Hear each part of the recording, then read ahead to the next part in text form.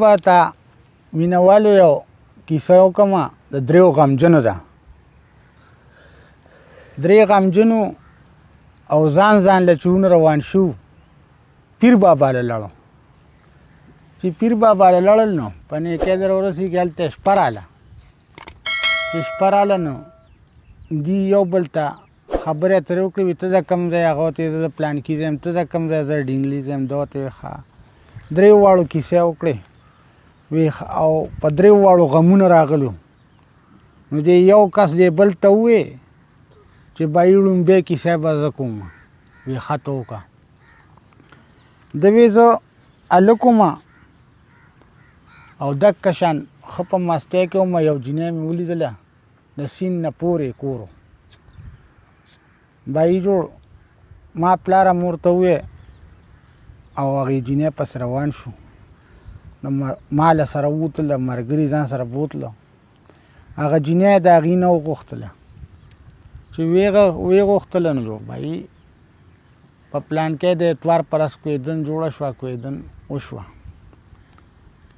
چې څه وخت تېر شو نو جوړ دی بې صبره و نو پلار ورته وایي چې بچې هر څه ډېر دي خو ته خوشحالېږې نه. هغه ورته وایي پلار الله هغې خوشحالېږم چې زما دیدن وشي دغې جینۍ سره ملاقات مې وشي نو زه به بس بیا سم شم. وایي ښه هغه زما خوږ ورونو جوړ دا پلار یې بیا د ما سره ووتو. هغه جینۍ را واده کړه. هغه جینۍ ډېره قابله جینۍ وه. هغه شپه کې را پاڅېده او الله پاک ته په زارۍ شوه چې خدای پاکه ته زما نه دا خاوند خفه نه کړې او اوس نه چې د ده لاسه ما ته تکلیف ورسي. هغې له خدای پاک لومبې الواد ورکړه زوی نارینه. بیا دوه درې پیدا شو خو هغه به د خدای شان بس هغه به ترېنه میاشت نیم کې اخوا دېخوا شو مړه به شو. دا یو وړوکی چې و نو دا مشرې دی پیدا شو او دی لوی شو له خیره داسې. نو ده ورته یوه ورځ ویل چې پلاره زما خو د بابا کور یادېږي. بس هغه ورته ویل چې بچې اوس خو ناوخته دی سهار که خیري به ځو نو. چې سهار شو نو چې ښځې ته یې وویې ټبر ته چې ځان سنبال که او دا وړوکې بابا کره بوځو.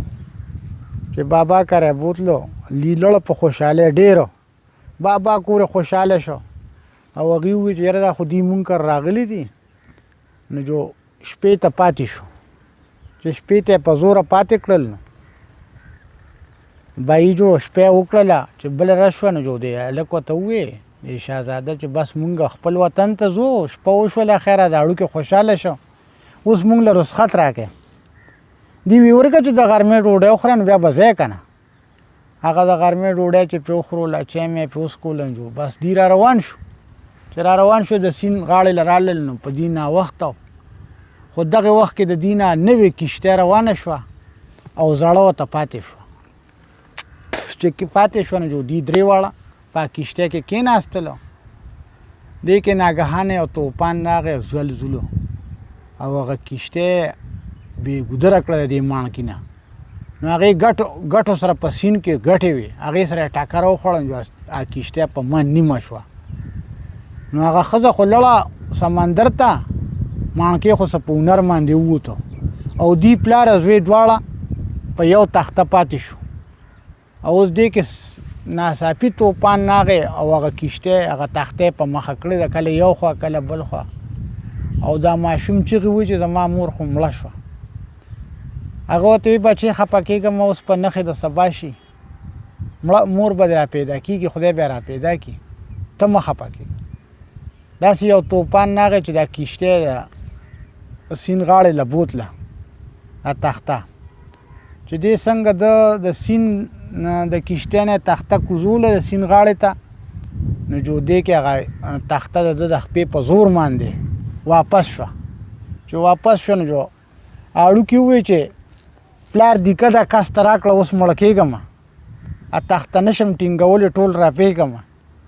نو هغه زوی چې و نو هغه اوبو په مخه که واپس نو چې هغه کله غر کېدو نو هغه ورته ووایي داداجي زما سلام دی لاړه ډوب شه راته یاد د زوی کلام دی. نو دی په ژړا شو ویې جوشي علي حیدره په ژړا شو.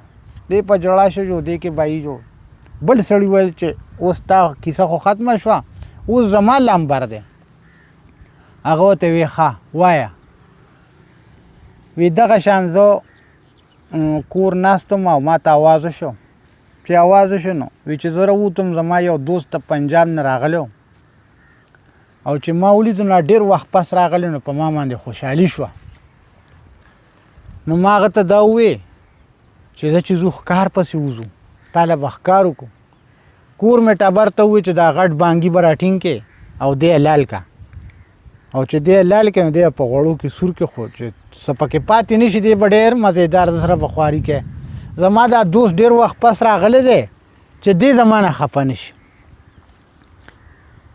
دی ووتلو او اوس ښځه چې دی نو هغه عاجزه هغه چرګ مرګ پاکوي او بیا هغه هډوکي ویشول او په تړکی واچول. اوس دا د کور خاوند دا میلمه دی ښکار پس یو خوا بل خوا ځي.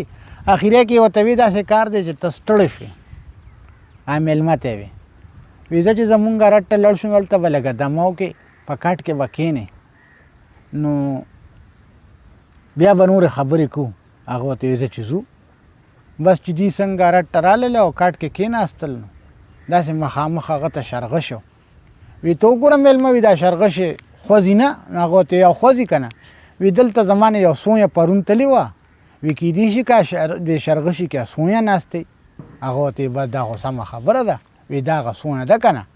هغه چټ څنګه ټوپک راوړه ډز شنه جو وی په توبو شو وایي زه یم وړوکی بیا به نه خورم داداجي د چرګ هډوکی د سینې د پاسه د چرګ هډوکی پروت و دا د زوی و او د مور نه د چرګ هډوکی تختولی نو رټ ته تللی نو په اشرغشي کې پټ ناست و.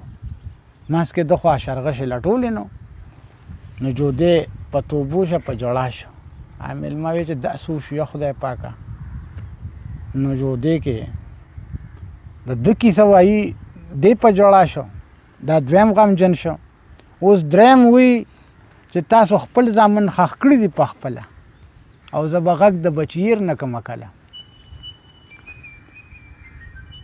هغه ورته وی چې وایه ښه ستا دا څنګه پروګرام دی. هغه ورته وی چې دغه شان زه لکوم روان وم او ما هم یو جینۍ ولیدله ډېره ښایسته وه نو ما وی چې دا به زه د خپل زوی له کوم نو چې د ما زوی ته ما وښوله نو هغه ډېره خوښه شوه. نو هغه وی چې پلار او دا زما خوښه ده. اوس هغه جینۍ چې و نو هغه مونږه په سسوال مینت باندې په زارو په جرګو باندې کویدن کړه. چې کویدن کړه اوس هغه هلک چې و نو ډېر خوشحاله و چې زما پلار ما له کویدن وکړه او پلار هم خوشحاله و چې ما بچي له د خپل طبیعت جینۍ وکړه. چې څه وخت تېر شو نو جو دی به یې تله راتلنه پروګرام یې واده ته جوړ کړو چې ډولۍ د هغې کور نه اخدي لړل نو جنج ته یې نیټه کېښوده جو بس هغه ډولۍ راوچته کړه. چې ډولۍ راوچته کړله اوس دی د ډولۍ نه مخکې را روان دی ډېر خوشحاله دی او خلک ډزې کوي او وسپې میخې زغلي روجو دا خوشحالي ده چې زه بس ډولۍ را دغه شوه. دی کې ده پس یو سړی په منډه منډه را خلاص دی. وی پلانکي کاکا نو ده ورته ها وی ستا په زوی خو داسې دړ راغلی چې هغه بیا غورځېدو سره نه دی پاسېدلی. وی دا دې څه ووایي ده د ډولۍ نه مخکې چې را منډه کړل نو زوی یې په غېږ کې راوچت کړو او هغه بس سالګی یې والی او ځان کدنې شروع جو دی کې سره ډولۍ په دروازه را دننه شوه. چې را دننه شوه نو دې پلار یې ول اواز ورکړ ویله راشه دا وروستی دیدن دی سر ته کښېنه د خاوند د ځان کدن دی. نو هغه جینۍ را منډه کړله هغې ته زر لاس تاو کړو په ژړا شوه چې ما خو چې زما ستا به خوشحالي و څه خبر وم چې به لار جدا جدا نو هغه چې و نو په ژړا شوه او د هلک ساه ورکړو د هلک سنبال شو. نو وینګور مې شته د کونتونکۍ په خپل کورو خدمتګار یې ورسره دي 3-4 او چې مړ نه یم ژوندی یم ترکمې نو سرې ډولۍ ته به زه ونه ګورم چرې. نو دا د 3 پیرانو کیسه وه. د پیر